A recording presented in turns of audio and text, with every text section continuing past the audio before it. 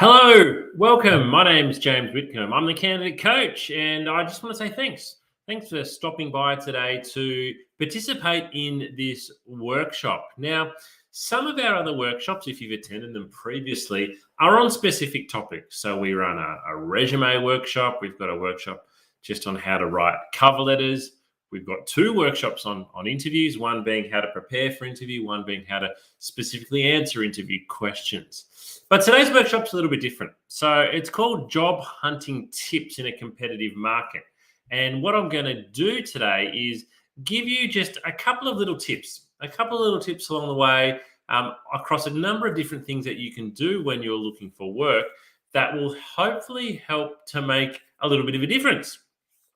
Because it's always competitive when you're looking for work. Now, you might have heard in the media recently that because, companies are struggling to find employees because unemployment is actually quite low, that, you're kind of thinking, well, why is it hard for me to find work at the moment? Why am I sort of struggling? Well, let me give you some comfort here, because looking for work and applying for work is always competitive. It is always competitive. You still have to be the best candidate or the best prepared candidate to get the job. So it doesn't matter whether unemployment is 20% or 4%, it is still very competitive. The difference is you're just not as competing with as many people. But it's not like you're not competing with anybody. For some of the roles that we've recruited at Smart Recruitment, where I'm a director, previously we might have got 100 applications or 200 applications. Now we're getting 40 or 50 instead. So those numbers are lower, but hey, you still have to compete with 40 or 50 people. You've got a 1 in 40 chance of getting the job. So you need to do everything you can. You need to do every little thing you can to increase your chances and increase your advantages of getting the job. So let's get stuck into it. I'm going to share my screen with you.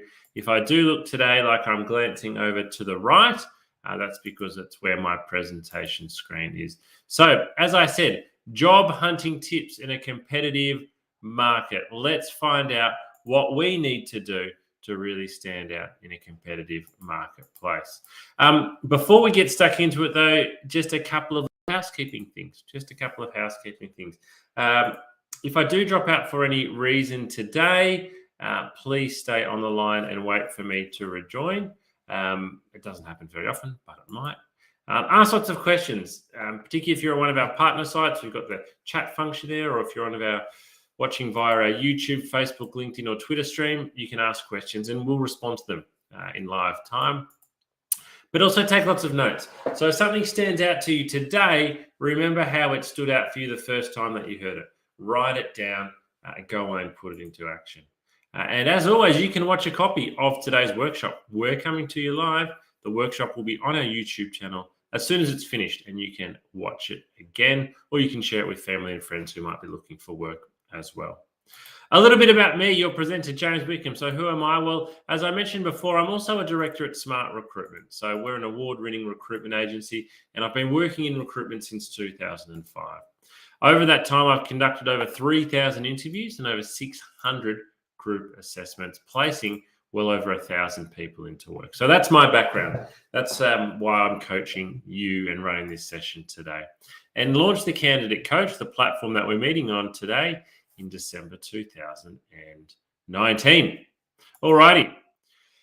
10 job hunting tips in a competitive market. I've actually thrown in an 11th one this morning. So it's actually going to be one more than you can see on the screen there. But we're going to go through 10 tips. So it's not a long workshop today. It's certainly not going to take us an hour to get through these. Some of them are quite quick. But hopefully amongst these 10 or 11 tips, there's one or two you haven't been doing. And if you can then go and do them, it's going to increase your chances of getting the job. All right. Tip number 1, find a connection and use your network. So let me ask you something.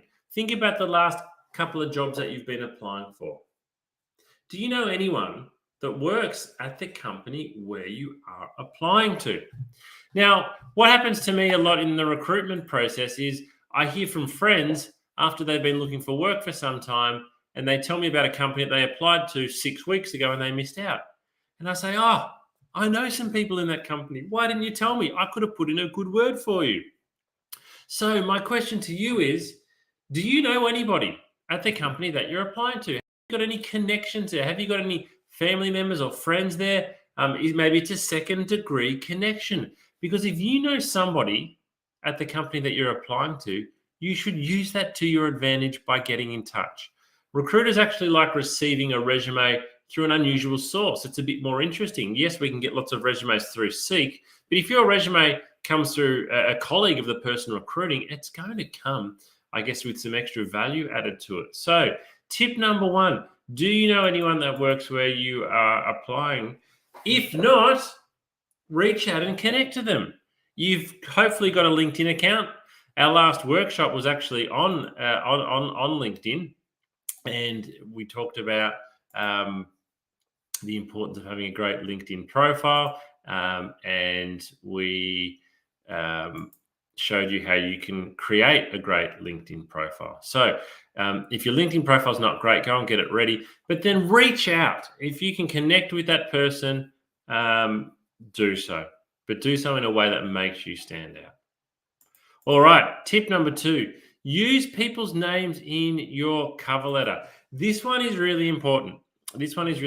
So now a lot of the time you're probably thinking, oh, James, there's no name. When I apply for a job, there's not a name on the advertisement. Well, if there's not a name on the advertisement, you can't put the name on there. So you can put dear sir or dear madam or to whom it may concern. However, you also could pick up the phone and call that company and say, hey, I'm about to apply for the accounts receivable position. Would you mind just telling me who I should address my cover letter to? Now, if that person who's reading the applications gets 50 resumes and 50 cover letters, and just one of them includes their name because you've called reception and asked, guess what? That means something. The person reading those 50 cover letters thinks, hey, there's one person here that's got my name. How did they get my name?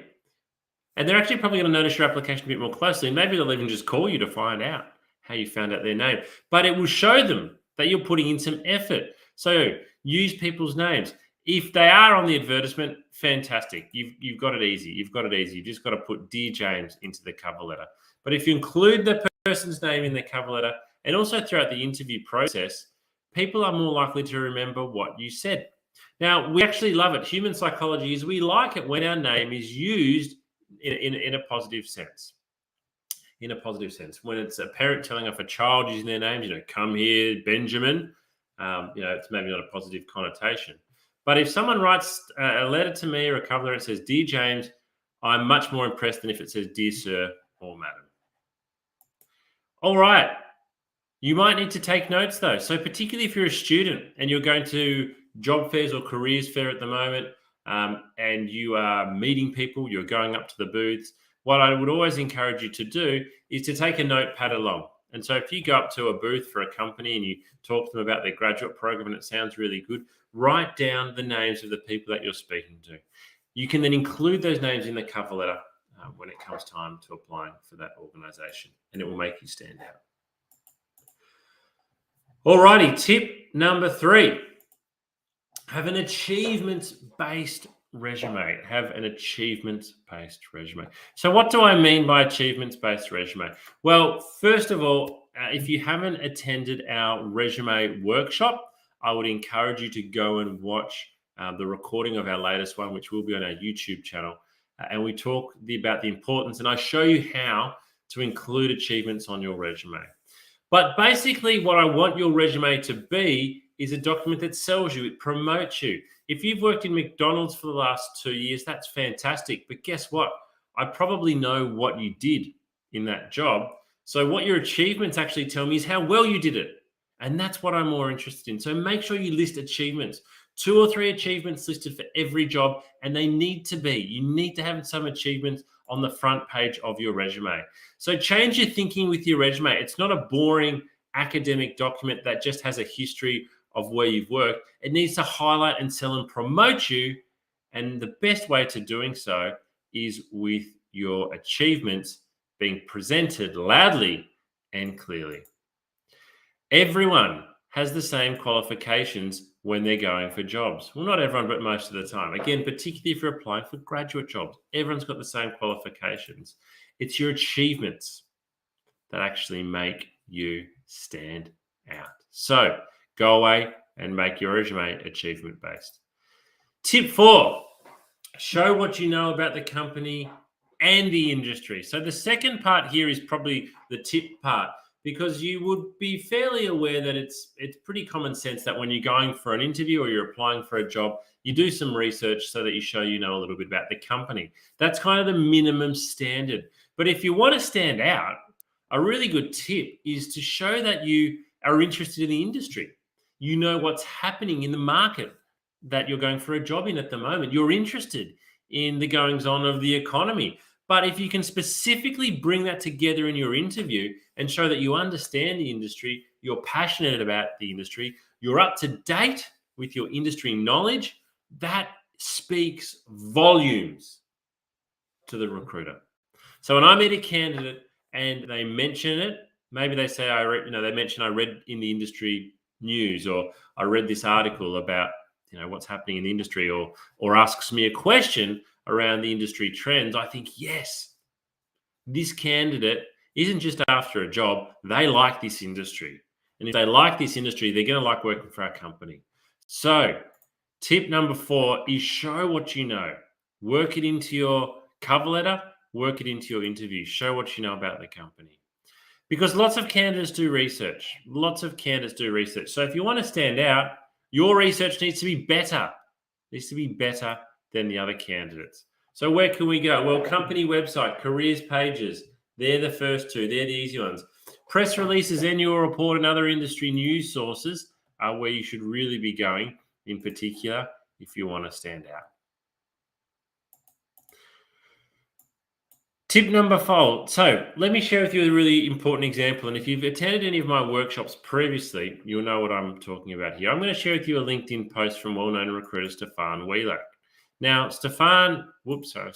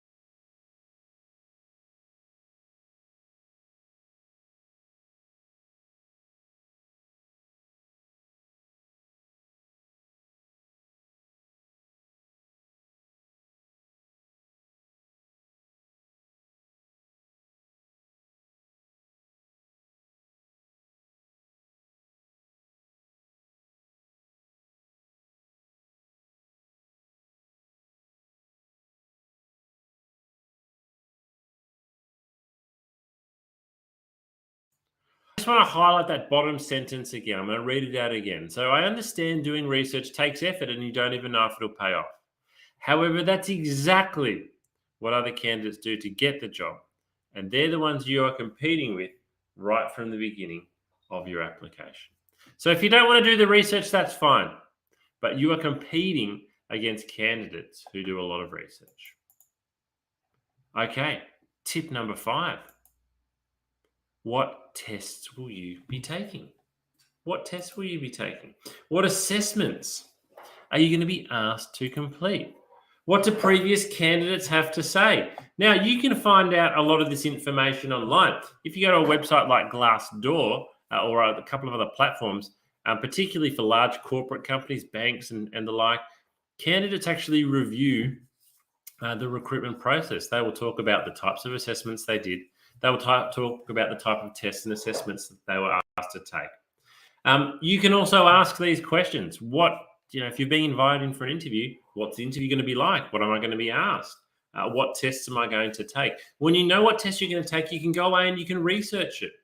You can go and Google that test and get a little bit of information around how to best perform. But again, if you don't research the recruitment process, you won't know. On the flip side, how valuable would it be to know exactly what assessments you're going to be doing and what type of tests you're going to be taking? Because you can then go away and practice. So research into the recruitment process because it will really help you best prepare to perform well. Tip 6. This is a big one. It's a very obvious one, but it's potentially the most important one that I'll give today, which is practicing your interview technique is the only way it will get better. Now, you already know this, right? You already know that practicing your interview technique is going to help it get better. But I would say that it is the one area where job seekers don't put in anywhere near enough practice. Let's think about your resume, for example. You spend hours, tens of hours, sometimes hundreds of hours on your resume. Your resume may have evolved from job to job, and you continue to tinker with and edit, and you read a lot, and you use templates, and you go to workshops. You spend hundreds and hundreds of hours on your resume and your cover letter. You eventually get a job interview, and you don't practice the questions. To me, it doesn't make sense. I think a lot of candidates don't practice questions, though, because of two things. First of all, they don't know what questions they're going to be asked. And secondly, they find it a bit embarrassing to practice. So two things here. You can ask, if you are invited in for interview, say, thanks for inviting me in. Do you mind me asking, what type of questions am I going to be asked? Now, I don't know what the answer will be here, but write it down and then go away and prepare. So if they say, we're going to ask you behavioral-based interview questions, go away and Google behavioral-based interview questions and then practice them. One great way to practice is to do what I'm doing now, talk to a camera. So set your iPhone up, get a tripod, and answer the question in front of the camera. Pretend the lens of the camera is the eye of another person. And then watch your answer back. Did you look at the camera lens the whole time? Or were you looking down at your hands? Was your body language nice and open, or were you a bit sort of closed and looking down? You must practice your interview technique. You must. You can't expect to perform well at interview unless you have practiced your technique. The best way to practice is to get somebody else, friend, family member, parent, I don't care who it is, to play the role of recruiter. Just give them 5 questions and ask them, can you ask me these questions, and practice answering. If you don't practice, you're hoping to perform well at interview. You're not preparing to. So on that note, and this is again one of the big reasons why a lot of people don't practice interview questions, is they just find the whole experience nerve-wracking. And they find it so nerve-wracking that they think, I'm not even going to prepare. I'm not even going to practice.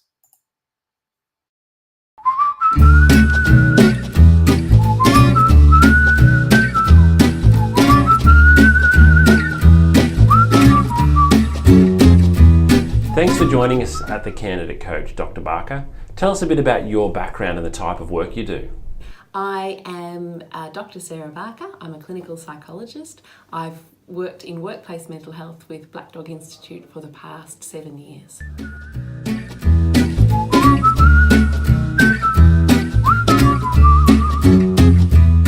Dr. Barker, why is it common to feel nerves when going for a job interview? We commonly feel nervous, and I would say most people feel nervous when going for a job interview because we feel a lot depends on it and that we're going to be evaluated as well. So nerves are a very, very common response. It's really important to remember that the person who's doing the recruiting also feels nervous as well because they want to get the right person, and they're also aware that they're expecting people to come in feeling nervous as well. They know that that's a common human experience.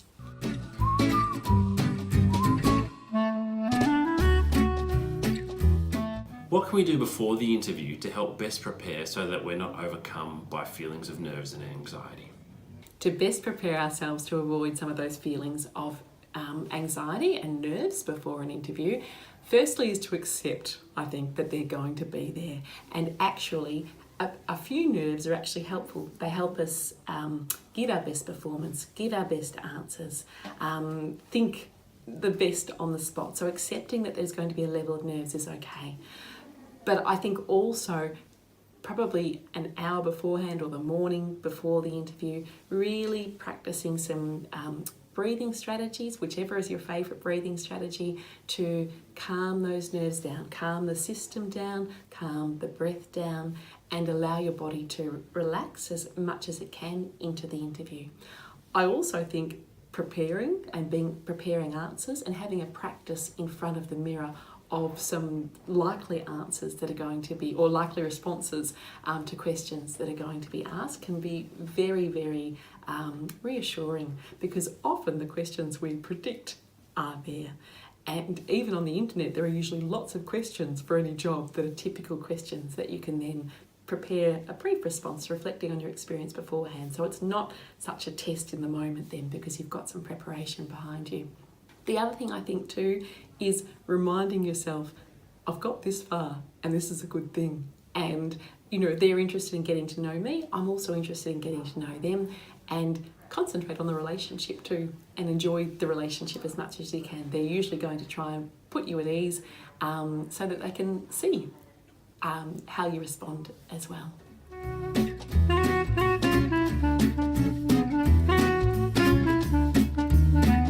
And what can we do during the interview if we feel a bout of nerves or anxiety coming on? It's very common for us to suddenly feel overwhelmed in the moment in an interview. If that happens, take some deep breaths. It's okay to buy some time. It's okay. And also, when we take deep breaths in an interview, it's only usually us that notice, okay? So taking some deep breaths can really be helpful. And even saying to the interviewer, could I just take a moment here just to pause and gather my thoughts? And then just breathe, okay? And then when you're ready, come back and say, I'm ready to continue on. And that's a fine way to manage nerves during an interview.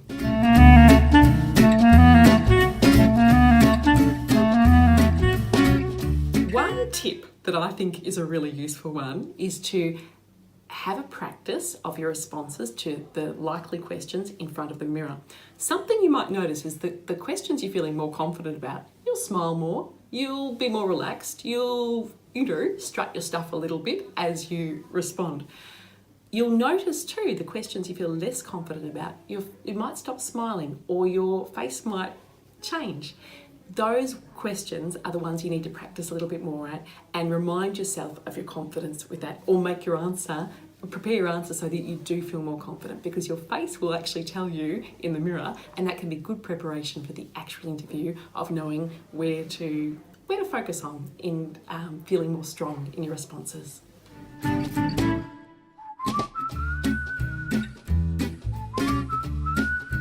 In summary, nerves and anxiety for interviews can be partially managed and avoided by preparing beforehand, using our breathing exercises and techniques to reduce stress so we're going in feeling calmer, and also during the interview by practicing those same skills. Often when we're nervous, we stop breathing or we breathe very shallowly. So if we start noticing ourselves doing that, really being conscious of our breath and paying attention to it and allowing that to carry us through.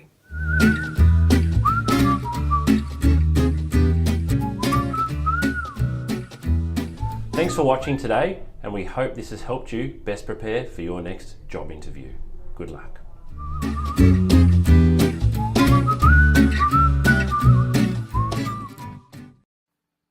Question for you. Who would you rather work with? Somebody likable or somebody unlikable? Well, it's a silly question, it really isn't, because the answer is obvious. We want to choose the person on the left. We all want to work with somebody who is likable. So, tip number 8 for you is actually to be likable. To be likable. When you're going for a job interview, the person that's interviewing you is potentially thinking to themselves, do they want to work with you? This job might be sitting next to them. So they're thinking, do I want to sit next to this person for 8 hours a day, 5 days a week, 48 weeks of the year, the next 3 years? Do I actually want to do that? Is this person coming across as a type of person I want to be around? Now, it doesn't sound very technically appropriate for a job interview, does it, to be likable? But we are all humans. It's within our nature to feel like this. So you need to be likable simply because it will increase your chances of getting the job. Tip number 9. Tip number 9. Ask great questions. Ask great questions. I talked before about the importance of going away and doing some research into your industry and company. Use that research to ask questions, because at the end of every interview, the person's going to say to you, do you have any questions at all for me? Now, when I ask that to a candidate, do you have any questions at all for me? If they say, oh, no, you've answered everything that I wanted to know, I think that's really bad. That's really bad. You should have come prepared with a couple of questions. So what I recommend is to write down 6 questions, and you can take them written down. You wouldn't ask 6 questions, but you want 6 written down, because if you only take 3 and a couple of questions are answered, you'd be stuck with nothing. So prepare in advance some questions, but into those questions, work your research into them. So if you've gone away and researched the company and you've found some interesting information, base one of your questions around that information. You're using that question to show off a little bit, to show you've done some research, but it will make the recruiter think, wow, this person's really done their research. And that's a great question. I actually am really impressed when a candidate can ask me a question that I don't know the answer to, because they've done more research than me. Don't ask about the salary or the location. Don't ask those basic things. Use this as an opportunity to really stand out. Tip number 10.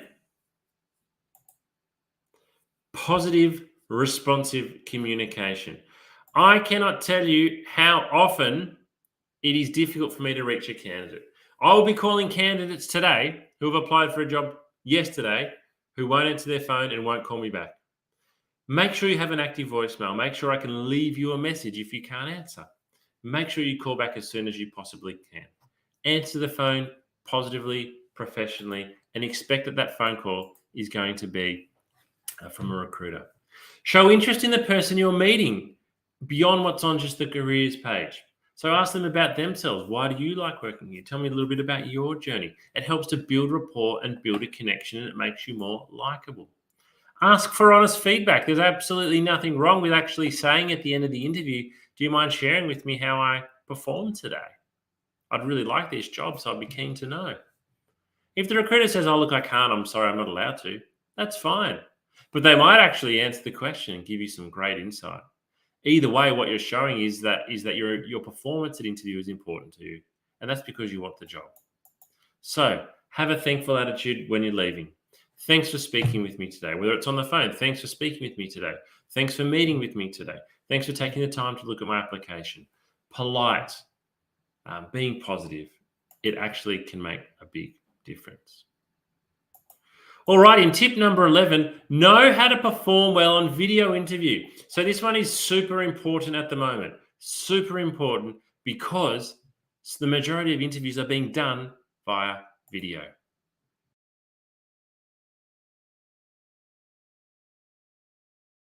Hi job seekers, James here from The Candidate Coach.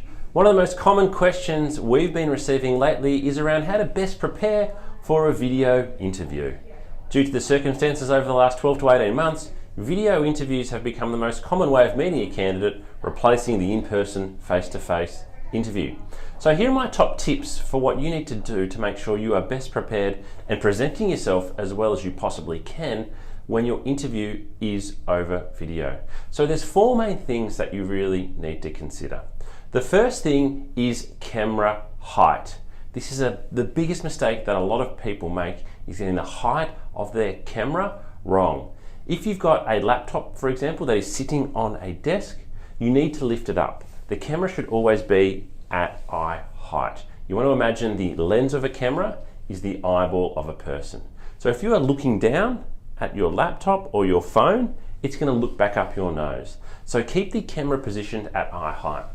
One of the great ways to do that is to buy a tripod, something like this. So if you don't have a tripod, it's well worth going out and spending the money. Here's another one that I've got here. This one in particular I find to be really, really good. These have both got lights which help, but this one here, you can adjust it to a full standing height if you like. And it's available for not much money from a retail store. The second thing that is really important is the lighting. So having the light shining on your face. You don't want to have light shining from behind you because that creates a lot of glare. So have the light shining on your face, sit with a window facing you so that you are looking nice and clear on camera. The third thing is audio. You need to be in a nice quiet space so your voice comes across clearly, so that you don't have to yell, so that the sound is not distorted. If you are using a laptop, make sure you check about the sound direction. Some microphones only record from directly in front, and if you tilt your head sideways, the audio quality can go down quite significantly. And the fourth thing is, remember to show some personality with video interviewing. A lot of people speak to a camera in a different way that they speak to a person. So again, look at the lens of the camera and imagine you're speaking to a person. Smile, talk with your hands if that's what you do, but don't look around the room. If you're nervous, don't look down at your hands. Look at the camera and give an answer as if you were giving it to a person. This can be challenging, particularly if you are being asked to record answers and there's not actually a person that you are speaking to, but personality definitely comes through on video, so make sure you show yours. And with everything, practice. If you're not sure how you're going to present, or you think, I don't think this is going to work really well, set up your camera, hit record, and just speak to the camera. Talk, see how you look, and practice several times. This is going to be the new norm, or not the new norm, it is the norm for quite some time now, so it's really important that you understand how to best prepare for video interviewing. Good luck.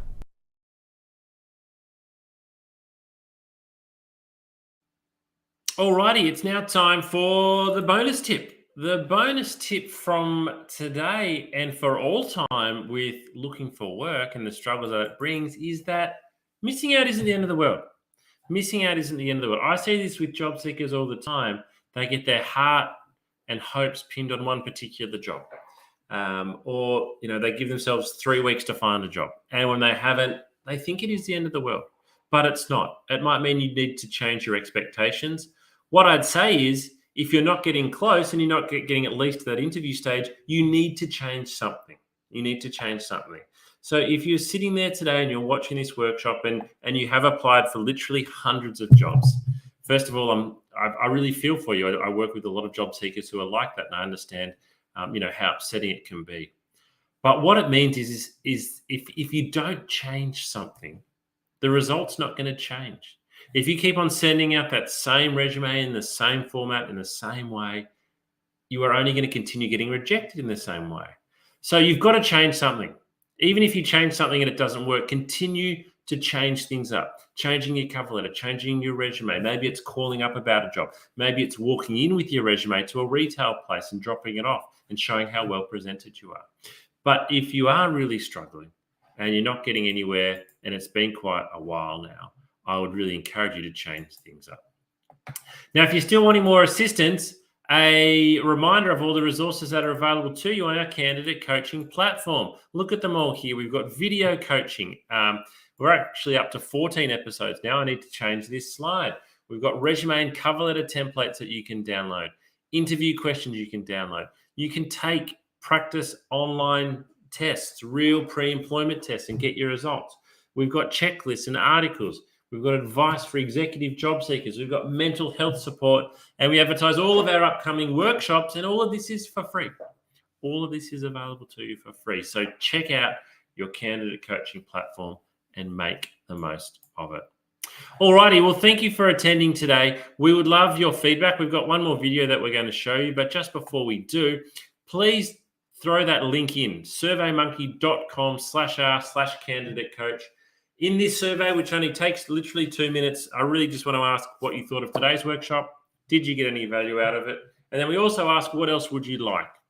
In our future workshops, we run 2 workshops every week. That's 8 workshops every month. We want them to be relevant for you. So in that survey, we also ask, what would you like us to provide more coaching and workshopping on? And as always, please follow our LinkedIn page to keep updated. Alrighty, we'll finish today with this video, which looks at one really important topic when it comes to recruitment, and that is looking after your mental health. So thanks very much for joining us today. We'll keep the chat function open for another 10 minutes and be in there answering questions. Enjoy the rest of your day. Thanks for joining our workshop today. My name's James. I'm the candidate coach. Bye-bye for now.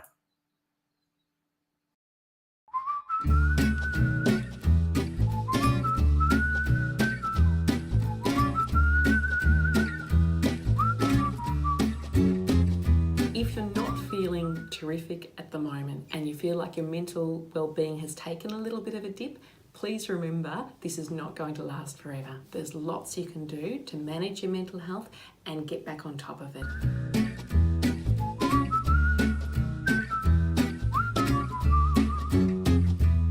I am Dr. Sarah Barker. I'm a clinical psychologist. I've worked in workplace mental health with Black Dog Institute for the past 7 years.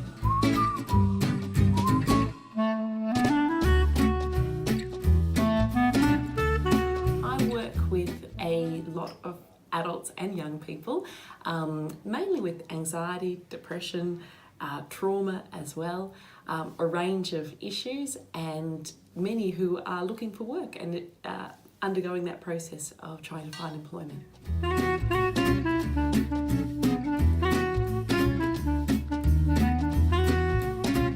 Looking for work causes mental strain because our identity is tied up with our work. Work gives us meaning, it gives us purpose, it gives us company and connection. So it's stressful for lots of reasons looking for work, and it can take a toll on our mental health.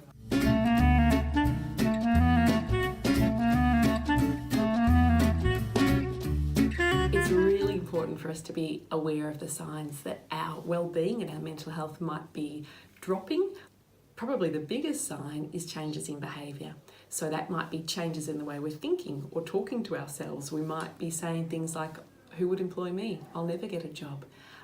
We might be really down on ourselves and really hard and critical on ourselves when normally we're not so hard and critical. We might also, in our relationships, change our behaviour. We might be more snappy or more irritable with people that we love, that normally we might be a little bit irritable sometimes, but not irritable in that way. Losing interest in things that usually sparked us and ignited us and gave us joy. So perhaps usually we like walking the dog and suddenly we start thinking, I can't be bothered walking the dog today. That sort of thing, those changes in behaviour are really significant because they tell us that something's different, and if we're noticing, I suppose, more than one of those and it's affecting the way we feel, and this is over a period of say 2 weeks or longer, then it's a really good idea to have a chat to a GP that you trust, and find out what might be going on, have a discussion and see if there's any physical reasons for that, or if perhaps your mental health and well-being might be able to do with a little bit of extra support, and then the GP can refer you on to see a psychologist, a counsellor, whoever is most appropriate for you.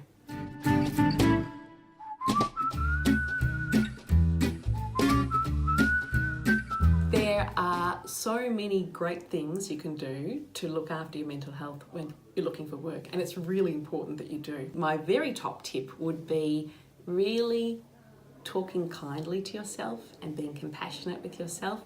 I think when we're looking for work, we can have a lot more questions like, will I ever get a job? Will I ever be employed? It can feel like this could go on forever. So being kind to ourselves and saying things like, it will work out. There will be a day, my efforts will be rewarded. It will just take time. I just need to keep trying. Reminding yourself of your strengths. And that might even be tapping into people you love and asking them what your strengths are, because sometimes it's harder to find them when our mood's a bit low and we're feeling more worried. We can be harder on ourselves. I think that routine is really, really important to our well-being. When we're looking for work, we mightn't have such a regular routine because there mightn't be a 9 to 5 start and finish time for a job, or there isn't.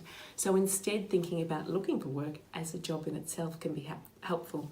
Having a start time and a finish time can be really helpful, and some set tasks that you hope to achieve that day. Purpose is really important too. So purpose might come through routine, but it can also come through other things. Meaning's really important, and our work gives us meaning. So when we're looking for work, meaning mightn't feel like it's there as much. Part of what we can do is infuse those tasks with meaning. So I am doing these things today, I'm looking for work, and that is meaningful in itself because there's an end goal to this. It will be something that's good for me and good for the people that I love as well.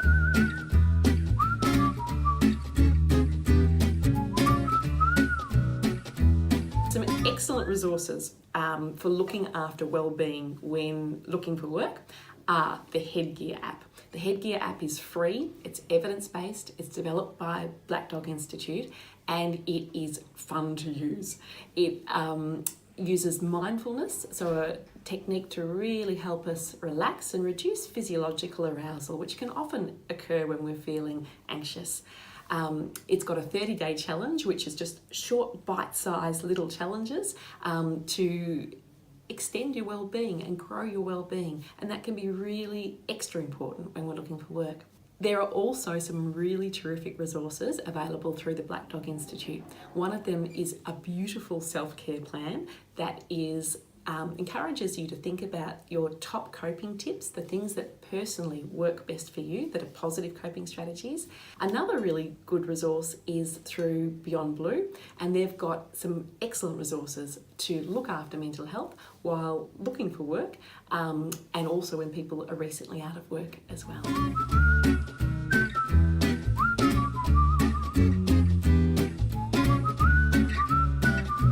Probably time to seek professional assistance when you notice your mood is lower and you're feeling more down than usual, when you're worrying more and perhaps worrying excessively about things that you wouldn't normally worry about, and perhaps in your relationships too, when you're more tense with people and perhaps more snappy or irritable. All of these are signs that perhaps our mood is not in the greatest space, and our well-being is not in the greatest space, and that it can be a great idea then to chat to your GP, who can then refer you to an appropriate person to help you strengthen your well-being.